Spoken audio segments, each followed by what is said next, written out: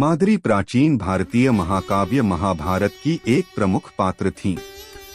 वह मद्र देश के राजा शल्य की बहन थीं और राजा पांडु की दूसरी पत्नी थीं।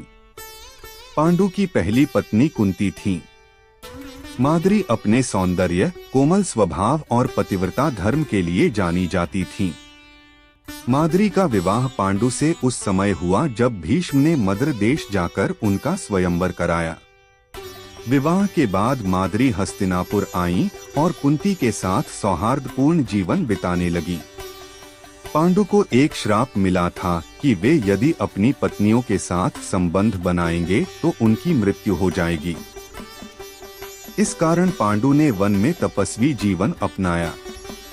कुंती को एक वरदान प्राप्त था जिससे वह देवताओं का आह्वान कर संतान प्राप्त कर सकती थीं। उन्होंने इस वरदान से 3 पुत्र युधिष्ठिर, भीम और अर्जुन को जन्म दिया। बाद में कुंती ने वही मंत्र माद्री को भी दिया।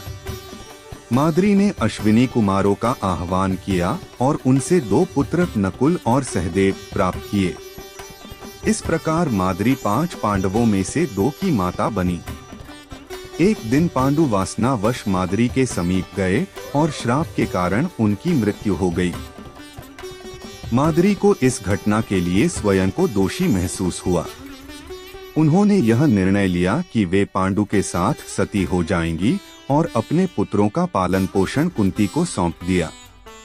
इस प्रकार माद्री ने त्याग और पतिव्रता धर्म का सर्वोच्च उदाहरण प्रस्तुत किया। माद्री का जीवन त्याग, प्रेम और कर्तव्य का प्रतीक है। उनका चरित्र महाभारत में एक आदर्श नारी के रूप में प्रस्तुत किया गया है, जो कठिन परिस्थितियों में भी अपने धर्म और मर्यादा का पालन करती है।